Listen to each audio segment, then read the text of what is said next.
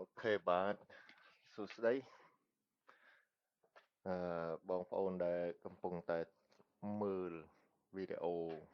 ខ្ញុំកំពុងតែ record web នេះគឺ web ដូចយេននេះខ្ញុំត្រូវបើកកម្មវិធី Zoom ឲ្យមើលសិន Zoom it បាទនេះ web ដូចយេន តាមពិតweb ដូចយេនគឺជា platform របស់ចិនអឺខ្ញុំព្យាយាមសរសេរកម្មវិធីឲ្យវាលក្ខណៈសាមញ្ញហើយងាយស្រួលសម្រាប់តួយេនតាមដែលខ្ញុំសង្កេតឃើញគឺវាមានlimit ជាមួយនឹង user ជាមួយនឹង machine គឺបានតែ19ឬ20 19ឬ20អឺវីដេអូទេអញ្ចឹងឥឡូវខ្ញុំសាកបើកមើលសម្រាប់ browser ណាដែលខ្ញុំអត់ទាន់ import cookie របស់ខ្ញុំចូលហើយសម្រាប់អ្នក យកកម្មវិធីរបស់ខ្ញុំទៅប្រើគឺមាន cookie ហ្នឹងហើយមានខ្ញុំដាក់ import ឲ្យ free នៅក្នុងហ្នឹងហើយក៏វាមិនមែនទៅបានគ្រប់ម៉ោងដែរពេលខ្លះ cookie របស់ខ្ញុំវាមានបញ្ហាអញ្ចឹងទៅវាក៏អត់ដើរដែរមើល user profile មួយនេះអានេះ full ហើយនេះ user នេះគឺ full ហ្មងចេះមកដល់អញ្ចេះអាហ្នឹងបានន័យថា64វីដេអូនោះមានចំនួន64អញ្ចឹងបើខ្ញុំ scroll មករាប់ទៅឃើញថា64អញ្ចឹងបានន័យថា cookie នេះ full តែបើសិនខ្ញុំទៅ account ផ្សេងហើយខ្ញុំយក user ហ្នឹងទៅបើកនៅក្នុង browser ផ្សេងយើងនឹងឃើញតែចំនួន19ឬ20មក browser ដែលវាបើកវា reload ហ្នឹងទេអាហ្នឹងម៉ាស៊ីនបានន័យថាក្នុងម៉ាស៊ីនហ្នឹង browser ជាប្រភេទ user agent ឬក៏ cookie គឺវាអត់ឲ្យ full យើងចាំមើលពេលដែលវាអត់ full វាចេញមិនន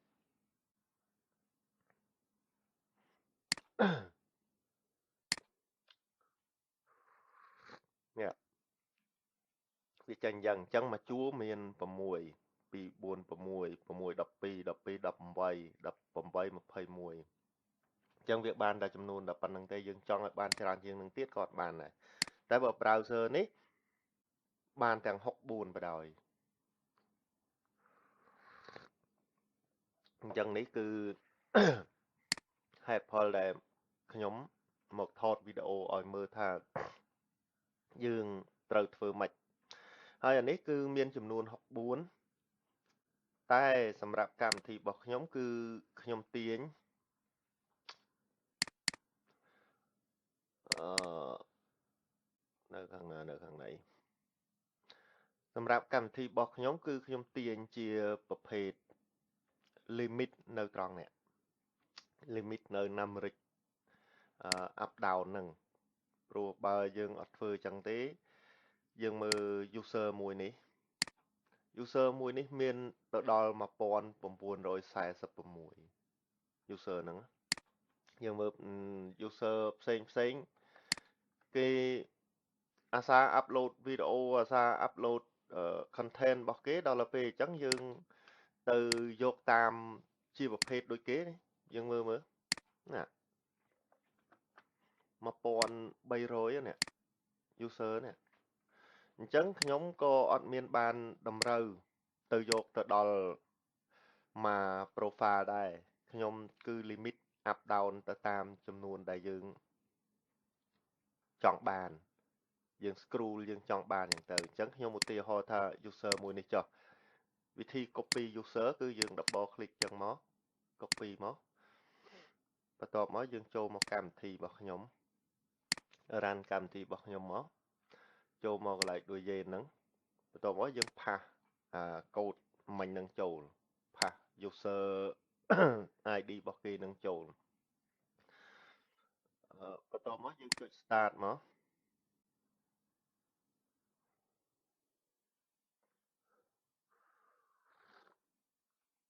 កន្លែងនេះបងប្អូនត្រូវមក recorrect ទាញអានេះ captcha វា recorrect វាទាញវាតម្រូវឲ្យយើងទាញជួយលើកជួយកម្មវិធីអូខេទាញមកបន្ទាប់មកយើងត្រូវចុច cancel phone នៅត្នេះមកតង់ទៀតបើសិនវាឲ្យមានណានេះចុច cancel វាអូខេយើងមើលនេះឃើញទេអានេះសម្រាប់កម្មវិធីរបស់ខ្ញុំគឺធ្វើមកជាប្រភេទ full cookie តែម្ដងអាហ្នឹងសម្រាប់កម្មវិធីដែលខ្ញុំមានណាបន្ទាប់មកយើងអាចចុច move down នេះក៏បានដែរបើយើង move down ហ្នឹងបានតែ scroll ហ្នឹងតែគាត់តែខ្ញុំសរសេរដើម្បីកុំឲ្យយើងច្រឡំថា scroll ព្រោះពេលខ្លះយើងមក scroll ខ្លួនឯងចង់បានប៉ុន្មានយើងទាញយកប៉ុណ្ណឹងមកហ្នឹងហើយខ្ញុំចុច move down មកឃើញទេនេះវាមកនេះមានចំនួន97វីដេអូហើយវីដេអូហ្នឹងមានប៉ុន្មាននេះ97វីដេអូយ៉ាងនេះគឺវិធីអឺ download ខ្វៃអីច្រឡំដូចយេនយើងអាចចុច download កន្លែង download V1 នេះដោយឥឡូវខ្ញុំឧទាហរណ៍ថានៅលើ desktop ខ្ញុំបង្កើត folder មួយឈ្មោះថាអឺដូចយេន